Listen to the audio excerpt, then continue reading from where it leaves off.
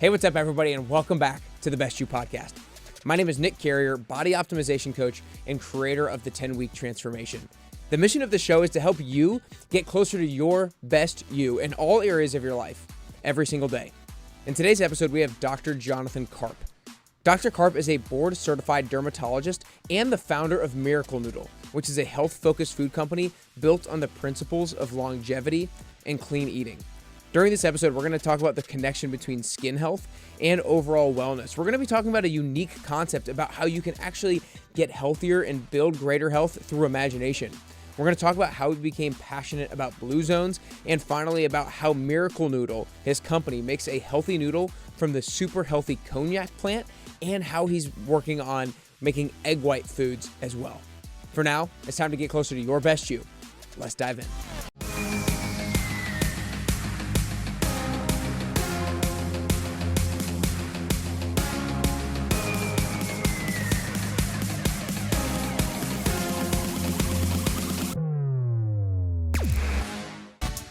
All right, what's up, everybody? Welcome back to the Best You podcast. Today, I am super excited to be joined by Dr. Jonathan Karp. This episode is going to be unique. I feel like we're going to go a few different places.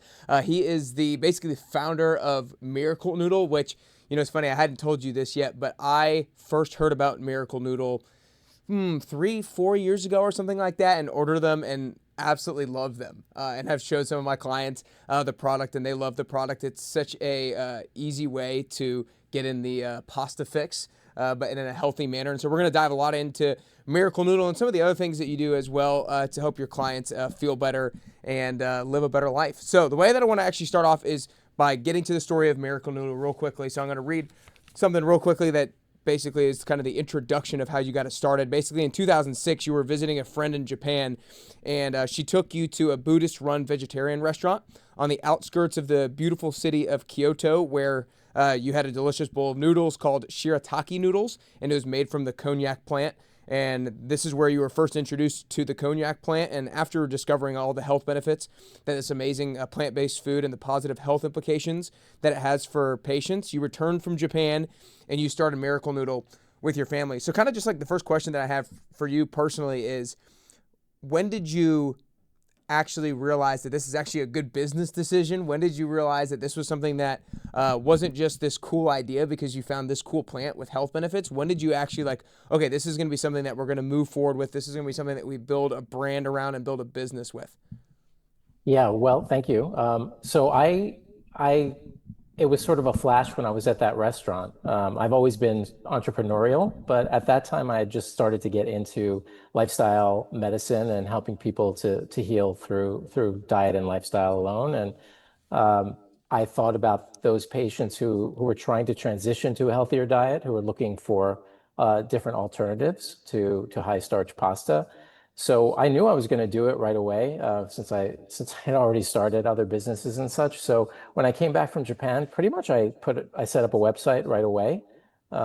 We got a sale really the first day. This is way back in 2006 or so, and I knew right then and there this was something that had potential. And I initially started marketing it to people on special diets, people who were looking for blood sugar friendly options or gluten-free options, and then it sort of expanded from there.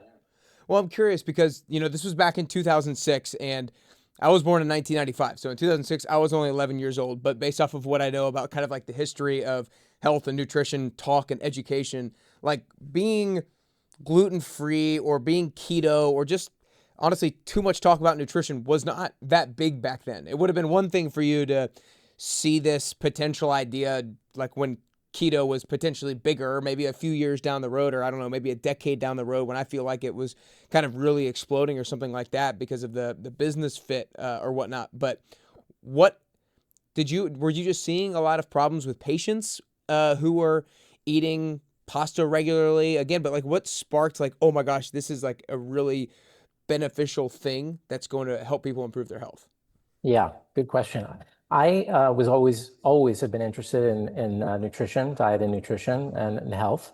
But in 2004, I had a patient by the name of Karen who reversed her lupus, which is one of the most unbelievable things I had ever seen in my career up until that point.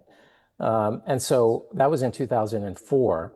And I really started to get into the power of diet and lifestyle for disease after seeing, after meeting Karen.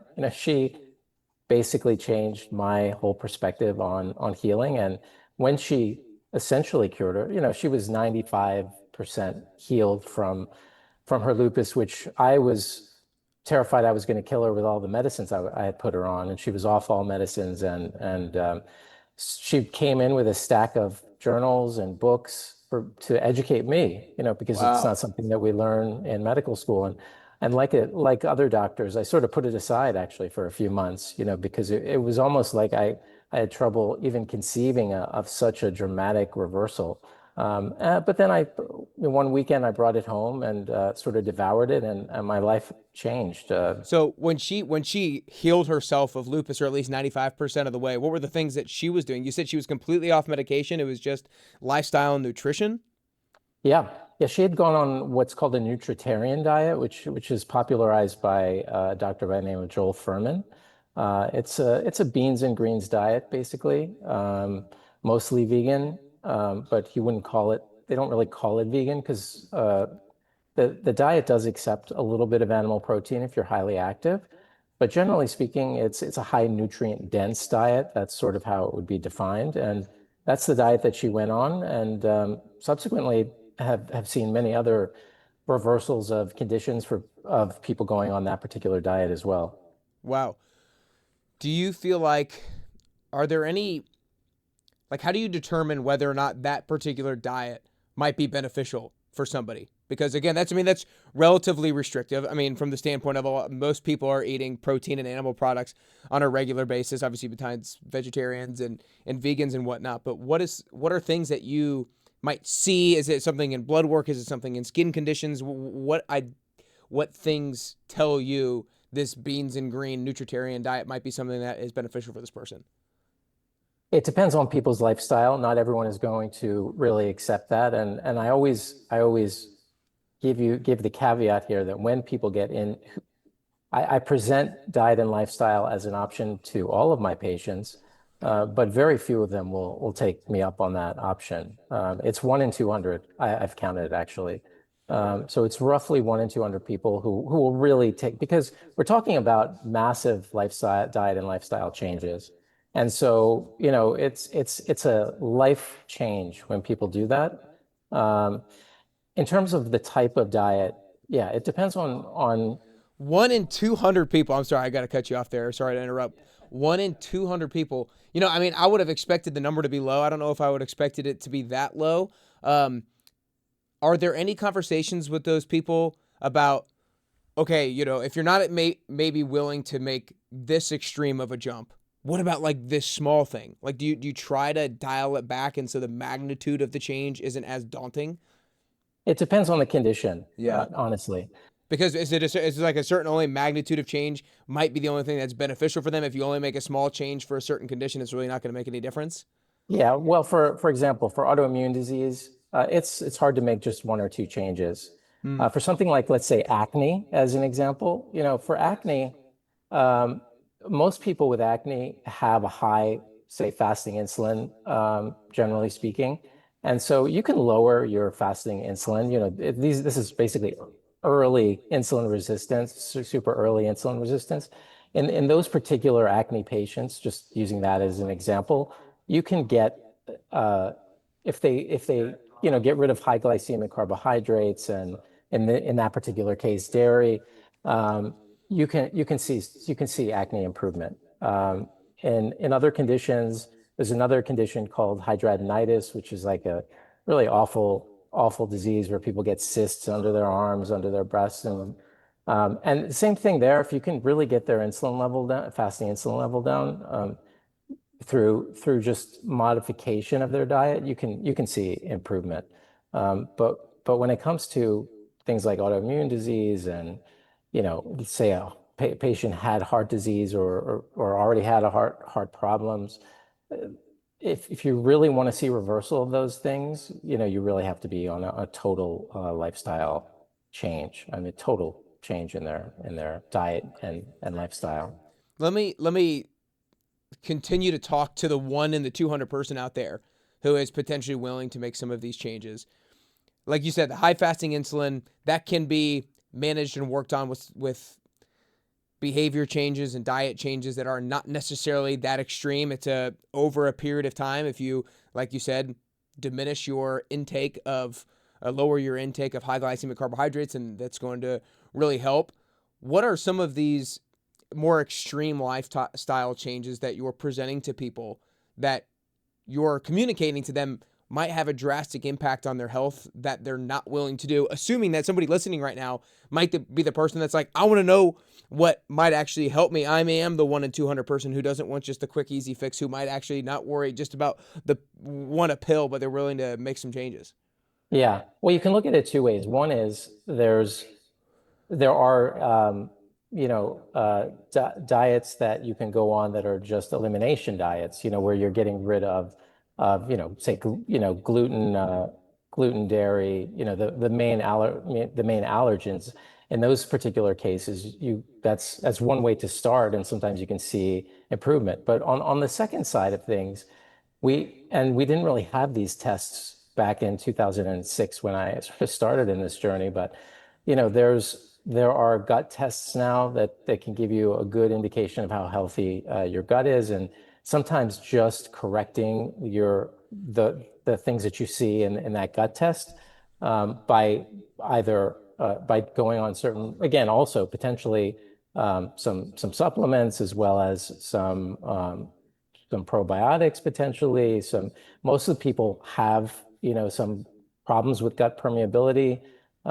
So you can create kind of a list of no's, yes foods and no foods as an example. So you can try your best, but ultimately, for long-term health, they really have to make pretty substantial changes. Yeah, for sure. Now, I'm sorry to belabor this point, but I just think it's so interesting. I'm big into the psychology of why people don't do certain things that they think might actually lead to positive changes for themselves. Do you think that, like, the 199 people who are not willing to make the change, and it's going to be impossible to come up with like an exact percentage or like exactly answer this question, but do you think that a lot of those people are simply not willing to make the change, or what percentage of their unwillingness to change do you think is attributed to maybe their lack of belief that if I make this change, there's going to be any difference? Because I think there is still a lot of lack of belief that just diet and lifestyle can make that dramatic of a difference. And I think that's where a lot of people don't have that connection of this can really make that big of an impact. That's a very good question. There's no question there are people that don't believe that's the case, but there are other factors. One is that we are conditioned as a population to go in for medicine. So we expect that when we go to the doctor, it goes both ways. Doctors are trained to prescribe, and patients are conditioned to expect prescriptions and such. So that you're going into the doctor not necessarily expecting your doctor to be talking to you about diet, although they certainly like it in overall, generally speaking. But so that's a second point. The third point is and I'll just share a story. I had a patient with really bad eczema. I mean, to the point where her skin was cracking, and and she was bleeding, trouble sleeping due to the inflammation in her skin. I put her, she was accepting of going on something similar to like a nutritarian diet. She lost around 20 pounds in 2 months, really dramatic weight loss. She needed to lose weight. Her eczema was also virtually gone, maybe 95, also kind of a 95%. And it was amazing. And she was very, very happy. And then I saw her 2 months later, and she just walked in. She said, can't you just give me a pill? She had gained, maybe 10 pounds back. And I asked her why, what happened? She said, I have a young family. I just, I'm getting pressure from my family, with the special diet that I'm on. And I just, ultimately she couldn't, it was just the social circumstance that she was in just wasn't conducive to her continuing.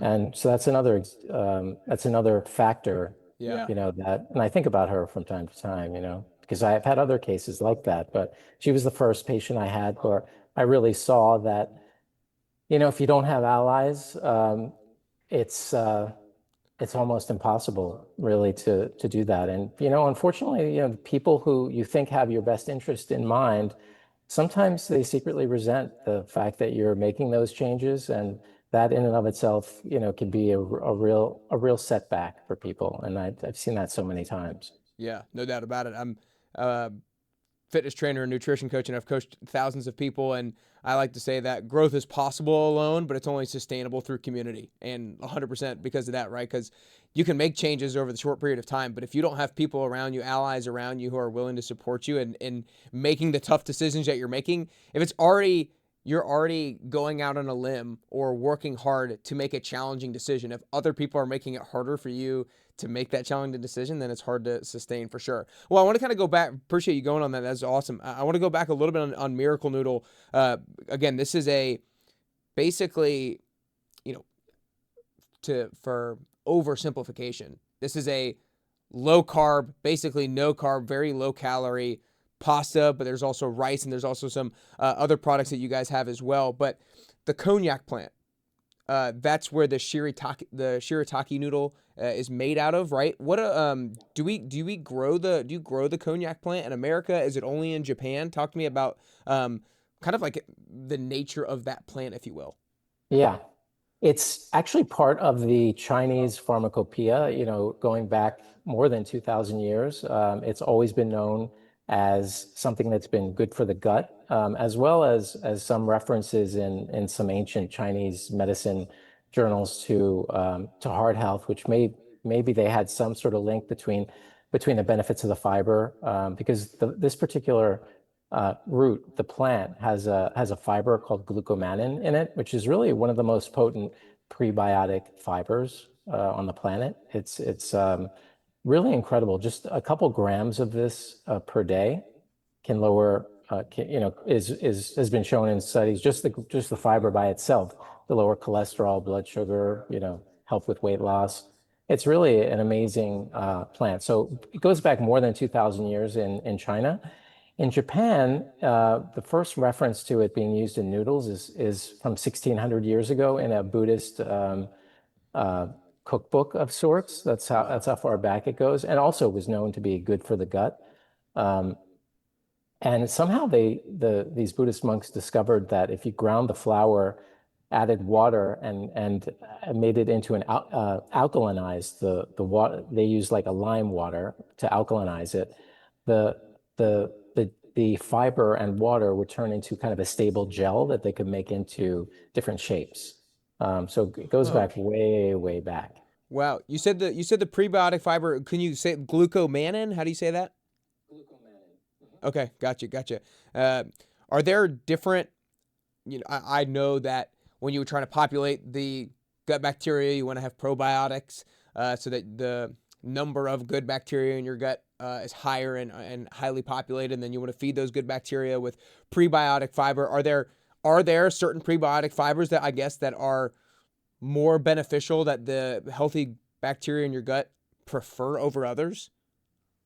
Well, everyone reacts differently to different prebiotic fibers, Okay. but when I say it's one of the most potent, just in the sense that, one, it's been studied pretty significantly. But yeah, different prebiotic fibers are going to have different effects, just like, different types of plant fibers in general. The more variety of fibers that your gut sees, the more bacterial diversity you get in your gut microbiome.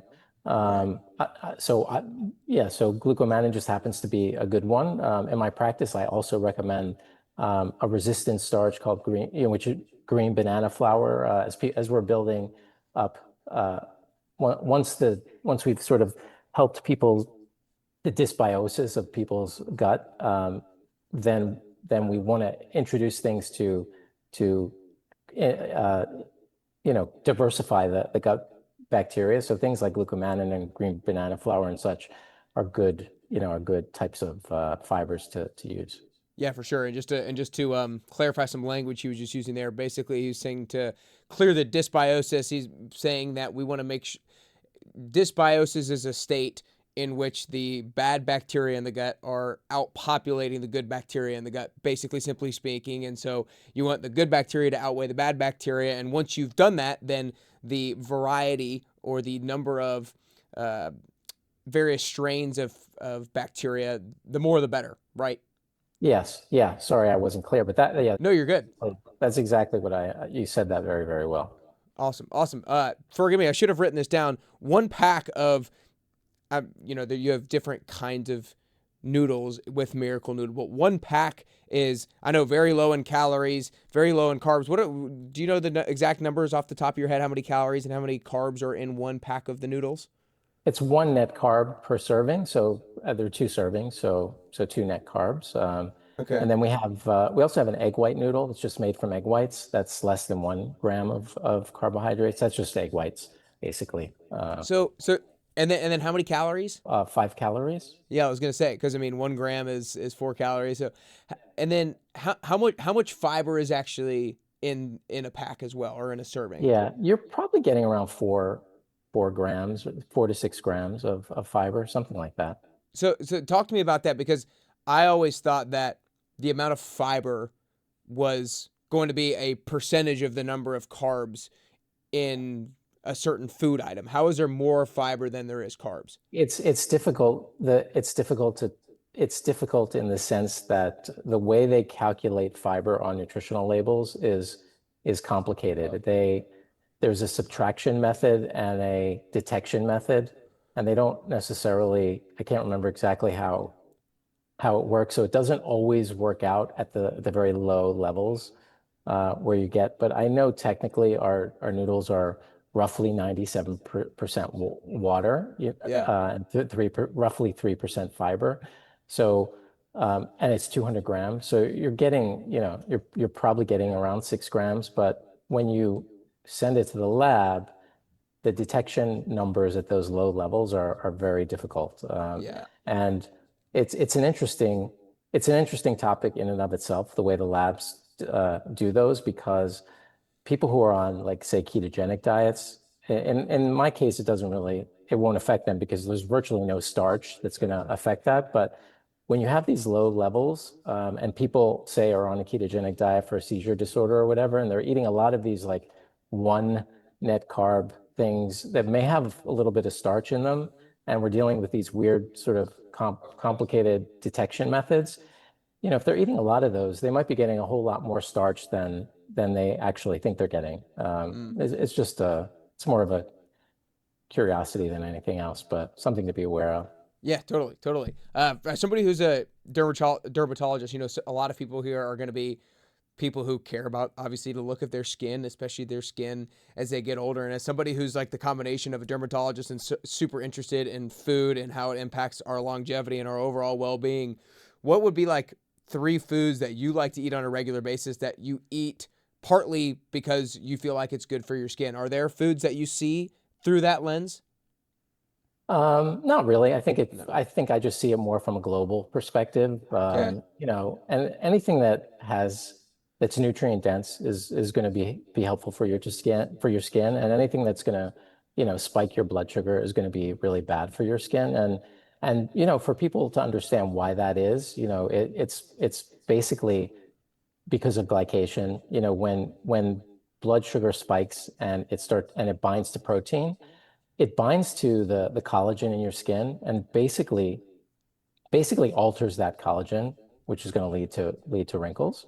Additionally, I mean, there are foods that have some sun protective effect as well, citrus and tomato, but you really would have to take an enormous dose of those to really see any sort of significant sun protection.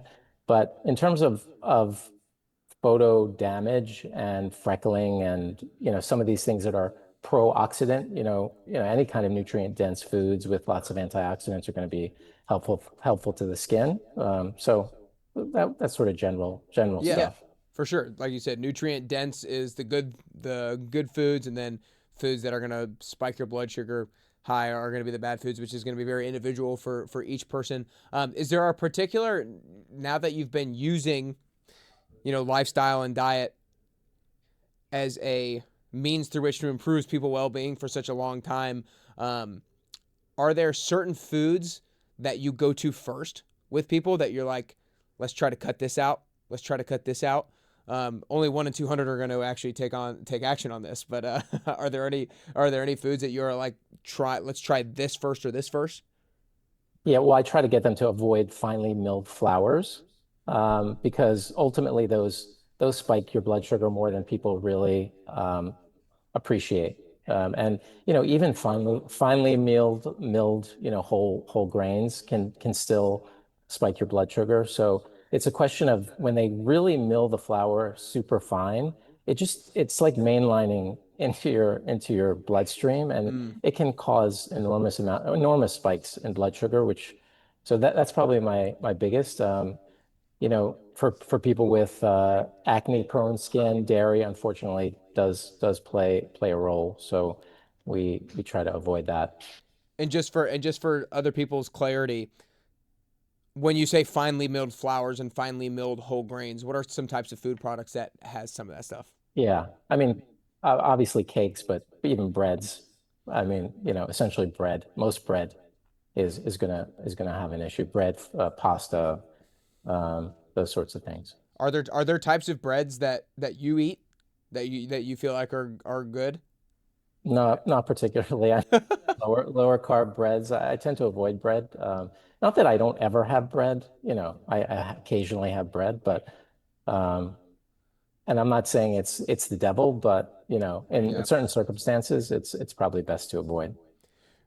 So we've talked a lot about, you mentioned the power of diet and lifestyle change for disease, and I feel like we've been talking entirely about the diet side of things.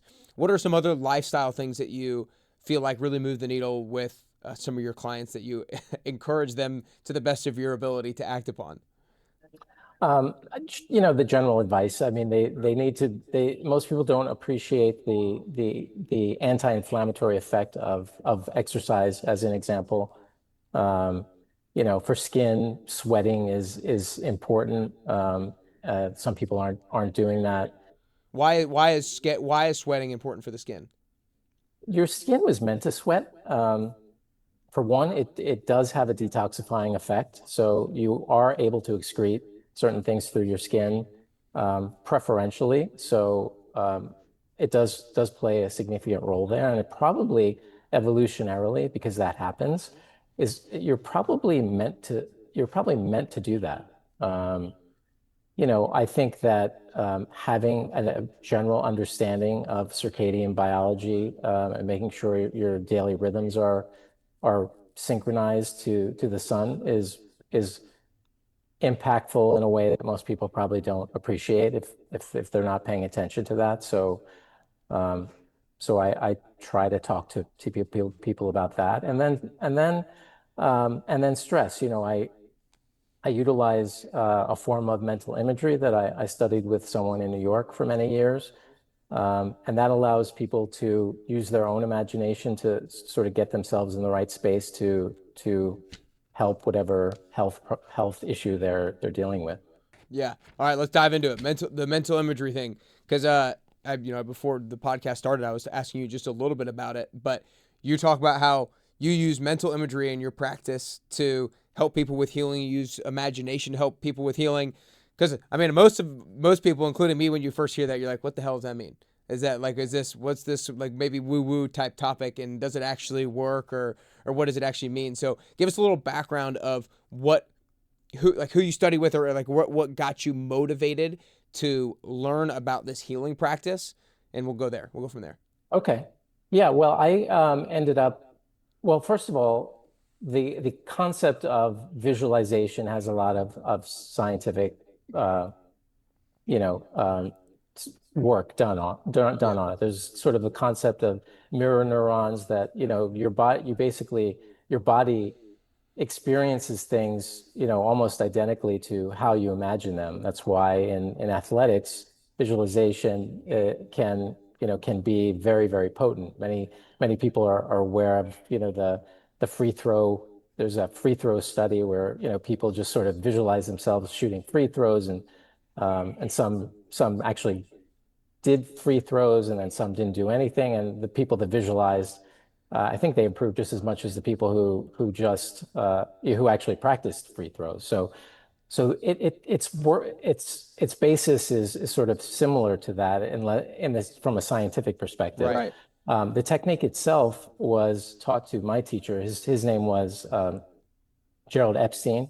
He was a psychiatrist who was actually a Freudian psychologist, and then met his teacher, who was sort of a I guess you would call her a Kabbalist, a mystic who lived in Jerusalem.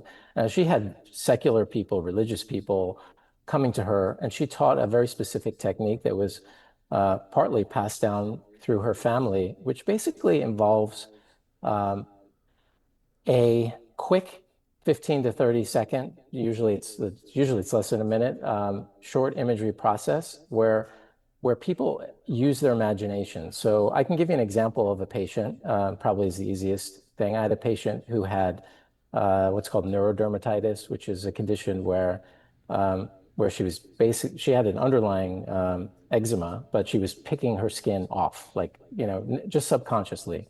Wow. So in this particular example, I gave her the breathing. There's just sort of three out breaths. She closes her eyes. I lead her through a thing, and then of relaxation, and then I ask her to tell me what her disease looks like, to give it an image. Like, for example, if I asked you, what's the picture of calm to you? What pops into your mind? If I ask you. Uh, First thing that popped in my mind is looking up in the sky and clouds for some reason. Okay, exactly. So, people come up with different things. If I asked you, what does anger look like to you? Ooh, What pops into your mind? fire is the first thing that came into mind for some reason. Fire, exactly. So everyone comes up with their own thing. Well, in this particular patient, I asked her what her condition looks like, and she said it looks like barbed wire, all pulling across my skin. So I asked her to reverse that. What's the opposite of the image of the barbed wire? And she said immediately, smooth glass tubes. So basically, I just had her visualize 3 times a day the smooth glass tubes, um, and that was enough, really. After 3, 4 weeks of doing that, she was really able to stop the uh, subconscious picking. Now, the value here is that what makes this very different from your standard visualization is that she was the one that came up with the images. Mm. And so when you're using your imagination and you're learning the the symbols that you come up with in your own mind, this provides a link to a much deeper part of yourself than people realize, and it's readily available. And the fact that it's so close to us that we can access this sort of internal, personal imagery means that it's just really, really a powerful process. And so this can be done. There's lots of different techniques within the imagery that are similar to what I just described, where you can not just from a healing perspective, but from just a personal growth perspective, you can really get access to, as I said, sort of a deeper part of yourself through learning your internal language of image. Because most of us, the majority of people, we may not even be conscious of it, but we are the majority of people in general are thinking in images. They may not be consciously aware of that fact, but when you become consciously aware of that fact, and then again learn to understand the images that your mind is coming up with, there are a lot of surprising things that happen. And in this case, just going back to this particular case, is sometimes the images are unexpected. As an example, you sometimes, it's your imagination, of course, but sometimes your imagination populates things that are just sort of funny or surprising or whatever the case. I remember once I was seeing my teacher, and was dealing with some health issues myself, and I quickly went into an image, and then I just saw something that was very, very funny.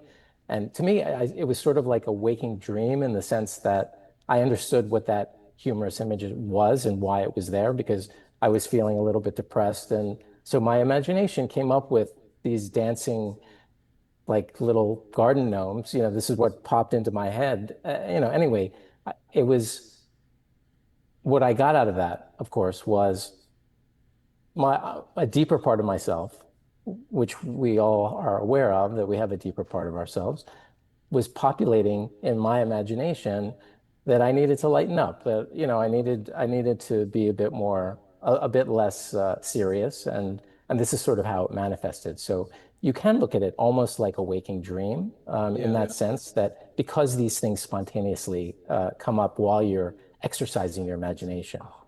Yeah. Okay. My head is going a lot of different places right now. I think, and I want to get to in a second, like different applications for this in different ways that maybe you've used it with other people, and different ways that maybe you've used it yourself. But I want to go back to this one patient of yours who had neurodermatitis, and she was picking out her face a lot, and you had her visualizing the smooth glass tubes that she came up with in her mind. You said 3 times a day. Is there like a protocol that you guys have, like 3 times a day? You want to be doing it for 5 minutes, 10 minutes, 60 seconds? Like, is there a particular protocol that you guys have for that? Yeah, yeah. Well, first of all, the process is you sit with your feet flat on the ground, your arms at your side, and you do three slow out breaths with a normal in breath. And that's just the slow out breath activates the parasympathetic nervous system, so you relax. And then you internally say just to yourself or externally, I'm doing this imagery process to do X, Y, and Z, whatever it is. And then you do the image. It can be very, very quick. And then you breathe out one time, you open your eyes, and you're done. You do it in the morning, and what my teacher's teacher would always say, you do it 3 times a day during durable time. So like when you wake up, every day when you eat or when the sun goes down, and then another time before you go to sleep. That's sort of a way that she recommended. When she said durable times, are you saying that meaning times that happen every single day? Okay, Exactly. Yeah, gotcha. exactly. And the other thing is that, you can, for her, and as using her as an example, I also recommended that if she had the sensation of wanting to pick or anything of that sort, that with her eyes open, she just imagine, you can of course imagine things with your eyes open, these smooth glass tubes, just again, that as an internal trigger for her, that almost a reminder in a sense, but in a visual form.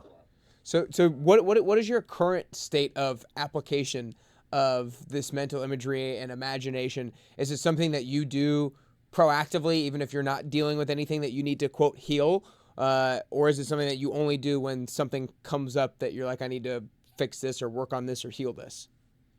It's really fundamental to my entire process, my entire life, really. I mean, it goes, of course, it can be worked on a very superficial level, but can also be very, very spiritual. My teacher used to say that in it's prayer given form at a deeper level. So in other words, it's a form of a prayer, but in the form of an image.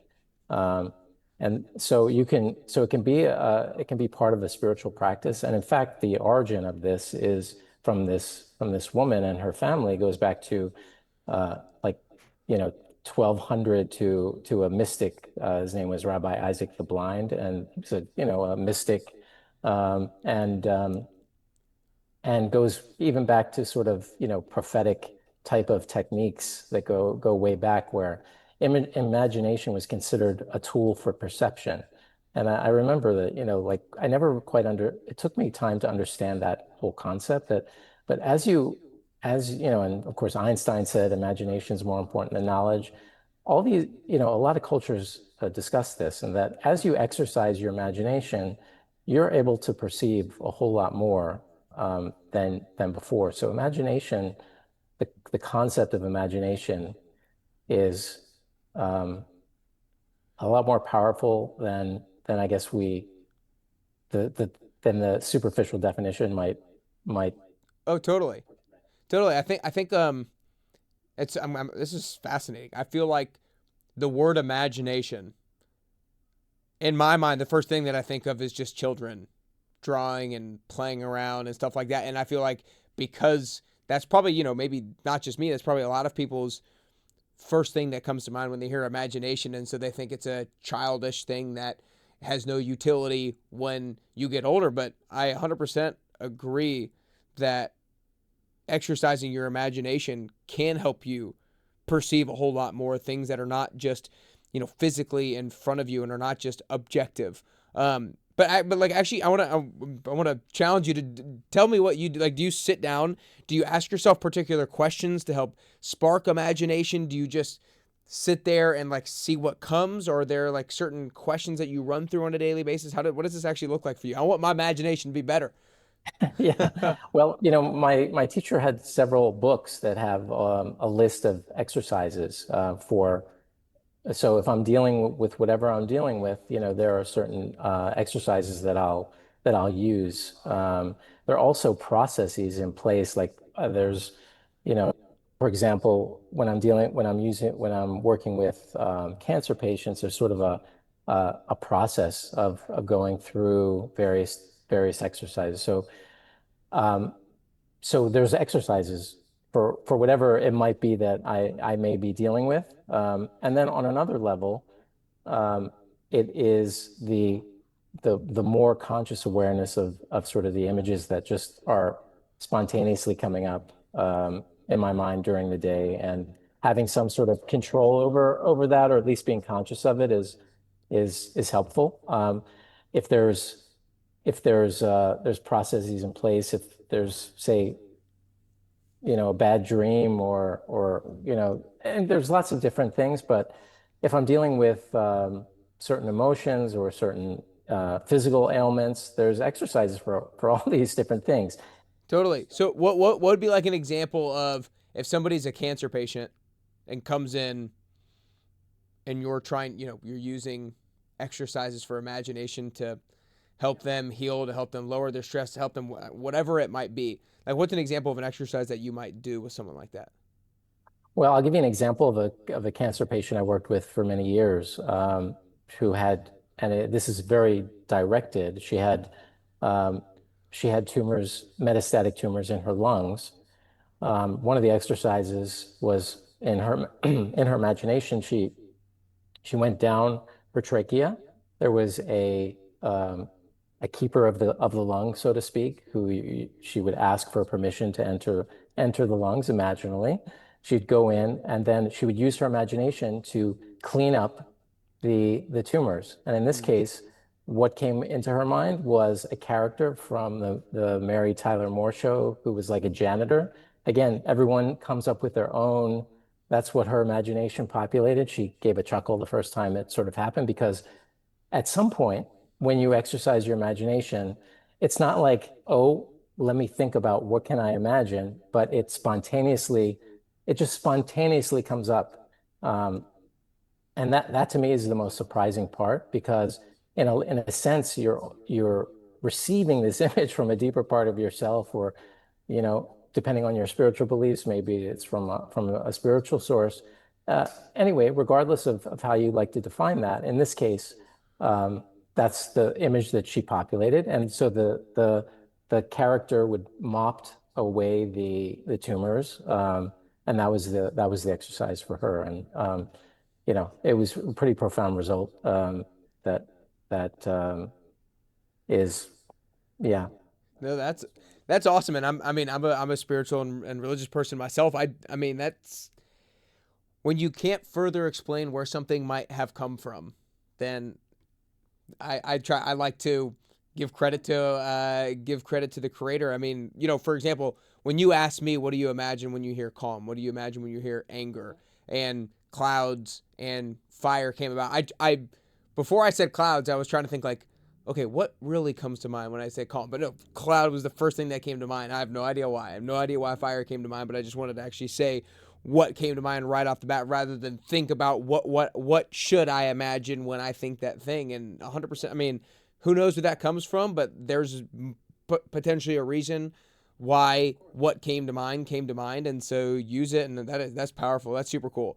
And you illustrate a really good point there, and that is that the reason that these exercises are quick is because you don't want your rational mind kicking in and saying, okay, oh, I'm just imagining X, Y, and Z. That's why it's important that the exercise is quick. You get in and you get out. My teacher again, Jerry Epstein, used to say this is a micro input for a macro output. You're getting, it's a little shock to the system that has an effect, and it really can be a much more potent effect than you can imagine. That's awesome. That's awesome. Well, I want to get practical these last few questions. I'm just asking you personally, like from a health standpoint, longevity standpoint. You use imagination in your routine. You mentioned earlier things that you recommend to your clients with regards to sweating and sleep and managing your stress and different nutritional things. What are the kind of weekly habits that you do for your own personal health, so that you can live the life that you want to live as long as you want to live? Like, what are your kind of like eating routine to an extent? What does that look like? What does your exercise routine look like and whatnot? Okay, well, I like to I live fairly close to the beach here in Miami, so beach time is super important to me. I like to get out on the beach early in the morning as the sun's coming up to sort of synchronize my circadian rhythm, so to speak. I do a fair amount of body weight exercise, but some kettlebells as well, um, 3, 4 times a week, and then cardio the rest of the week. Diet wise, I'm almost like a nutritarian diet, like we spoke about before. I do eat a fair amount of fish though, so I wouldn't. I like sardines particularly. Don't eat very little flour, as we mentioned. Not many grains. All fair amount of vegetables. Pretty healthy diet. What other routines do I do? Is that what you were? Yeah, I mean that covered a lot. I was just basically like weekly habits that you feel like um, are really pivotal to your overall health and well-being and longevity. And you mentioned the circadian rhythm with the beach time. That's also a stress reliever probably type thing. You mentioned your exercise. You mentioned a little bit of nutrition. If there's anything else, great. Yeah, I would say one day a week. I don't do anything. I disconnect. So on Saturdays, I don't turn the computer on. I don't watch TV. I just disconnect completely. That's pretty critical for me since I work many hours. Yeah. And that day I is really critical for my overall health.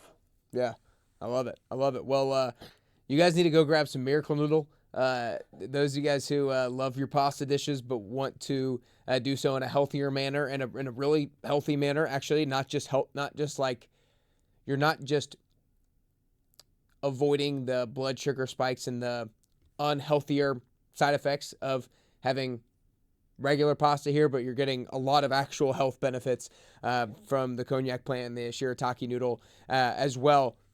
Question for you: what is your favorite Miracle Noodle dish that you have? Well, I put my noodles in soups. I like my Instant Pot, so I make like a lot of veggie soups in the Instant Pot. I throw the noodles in the soups quite a bit. And now what I'm eating most now is our egg white noodles because they're high in protein. Yeah. So um, I like them in soups. Sometimes I'll make a stir fry with them. I like the rice and soup. I'm a soup kind of guy, I guess. Okay, there you go. Good, awesome, awesome. Well, you guys heard it. You got to go get the Miracle Noodle. You can follow them on Instagram at Miracle Noodle. You can go to their website as well and check out all the different products that they have, which is really cool. But there were so many great things in here talking about how diet and lifestyle has a huge impact on your disease and well-being and longevity or whatnot, even though 1 in 200 of you, if you're listening to the Best You podcast, it sure as hell better be more than 1 out of 200 who's This audience is different. I'm sure this totally. would be. I once spoke to a guy whose practice is all doing, lifestyle medicine. I do mostly conventional and like to do lifestyle. And he said to me, if you put out your shingle as what you want to do, you'll attract all, like probably the people who are listening to you. So Right. you probably could create. Well, I know you could. I could create a practice. I like the conventional aspect of medicine still, and um, so anyway, I just me. love it. I love it. I don't know why. I was just thinking the title of this episode needs to be like "Eat Noodles, Live Longer." Eat pasta, live longer. Ed, this has been awesome stuff. You guys need to go check it out. Is there any other place that people should go learn more about you, the different things that you're doing, and the companies that you got? Um, no, I mean, all everything we spoke about. I have a book coming out. Still editing it. That'll be out probably in the fall. But all the, everything that I communicate about the book will be through the newsletter on miraclenoodle.com. So Nice. What's the? Do you have a book title yet? I do. It'll be called Miracle Living. Miracle Living. Yeah. The subtitle is going to be. Eat noodles, live longer. No, that would be a good one, though. That would be a good product tie-in, but something to the effect of a guide to finding your inner source of optimal health, or something like that. Because ultimately, both from my teacher as well as from my father, who was also a doctor, um, taught that everyone needs to become their own authority in health. Mm, It's our birthright. And so everyone is capable of learning what is required to become optimally healthy. It's good to have a doctor you trust, but ultimately that falls on you. And everyone is fully capable of doing that. And that's sort of the big message that I like to communicate.